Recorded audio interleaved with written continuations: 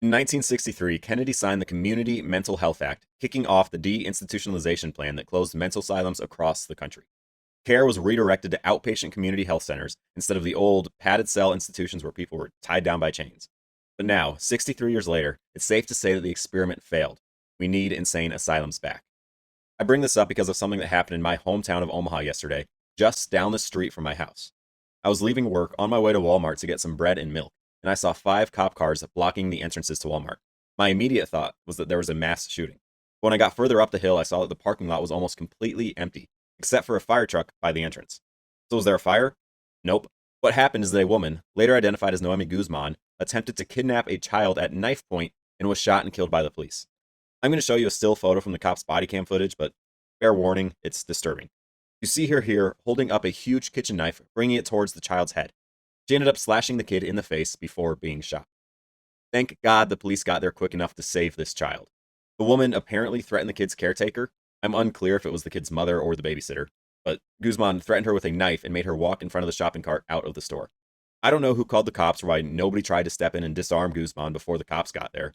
But what I later found out is that this woman has a history, and also that she seems to just kind of follow me around Omaha. For about 5 years, I lived in downtown Omaha within walking distance of St. Francis Cabrini Catholic Church.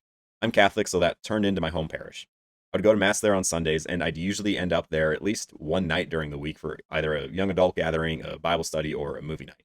The community at that church is unlike anything I've ever experienced at a Catholic church before.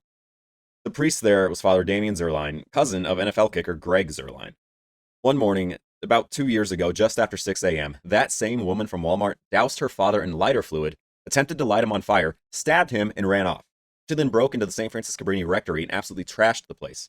She cut into Father Damien's furniture, overturned all of his belongings, tore apart his bookshelf, just destroyed the place. Father Damien had to barricade himself in his upstairs bedroom and be rescued by firefighters through a window as the cops tried to negotiate with her. I talked to Father Damien about a month or so after the incident. He told me that because of her, the rectory was now unlivable. He was looking to possibly purchase his own house in the area or work something out with the diocese to find a place for him to live. This woman ended up facing trial and was let off for all of that for reason of insanity. What happened then? She was released back into the neighborhood, went to an outpatient care facility, not an inpatient one, told to take medicine to treat schizophrenia. She was given a GPS monitor. That's it. And now, 2 years later, she's dead in a Walmart parking lot after slashing a 3-year-old boy with a knife. That is what a failure of the system looks like. The city of Omaha was failed, that 3-year-old boy was failed, his family was failed, and yes, the woman who was killed was failed. Now, I think it's important to talk about just how hard it is to win on an insanity defense. Each state has its own version of the insanity rule, but Nebraska uses what is known as the Monotone test, which requires 1, that the defendant have a mental issue at the time of the incident, and that 2, because of that defect, the defendant either A, did not know or understand that nature and consequences of what they were doing, or B, did not know the difference between right and wrong. A bunch of states use this test or a version close to it, while others use the Model Penal Code test, which says that 1, due to a mental disease, 2, the person either A, didn't understand that something is wrong with their conduct, or B, they were unable to conform their conduct to the requirements of the law. The Model Penal Code test is an easier burden to prove. To illustrate, let's take a look at another local Omaha case, Nikko Jenkins. Jenkins murdered 4 people in Omaha over a 10-day span in August of 2013. He pled insanity, claiming that he was committing the murders at the direction of the ancient serpent god Apophis. He even went as far as carving his little willy into the shape of Apophis.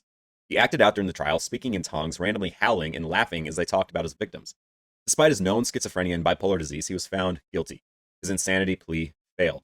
Why? Let's go back to the Monotone test. Despite being supposedly under the direction of an ancient Egyptian god, he still understood that what the Egyptian god was telling him to do was evil.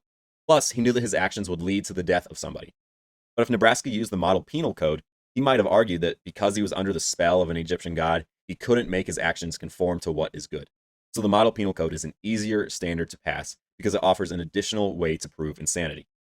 I say all that to say this. The woman who was killed at Walmart was found legally insane. Even Nikko Jenkins, who was clearly insane by any non-legal definition, didn't meet that standard, which means that this woman was truly insane.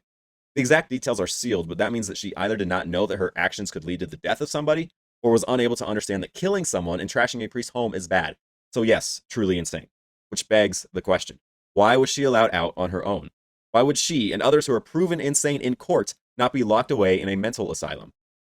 This country used to be full of mental asylums. They peaked in 1954, but then they became politically toxic to defend and ethically unacceptable as the nation learned of constant abuse, overcrowding, and the lack of funds going to these institutions. The conditions were nasty, people were routinely restrained when they didn't do anything wrong, and people were neglected. So, obviously, there were calls to get rid of these asylums. In 1963, Kennedy decided that the old system was broken. He was right.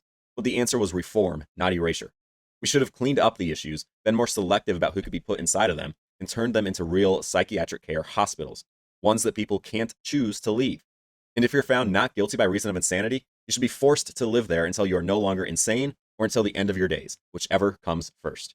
Now, 63 years later, a child has a scar forever on his face and a woman is dead in a Walmart parking lot, all because we decided that it wasn't nice to put people in forced long-term care. What we need is secure, humane, long-term psychiatric facilities for people who have been proven dangerously insane by the courts, not as punishment, but as protection for everyone involved. Subscribe and like the video for more from me. I'm trying to build a brand based on honest, reasonable takes and not the performative outrage you get from so many online these days. If that resonates with you, subscribe for me and head to my Substack to get new releases emailed directly to you. With that, I'll see you next time. Thank you.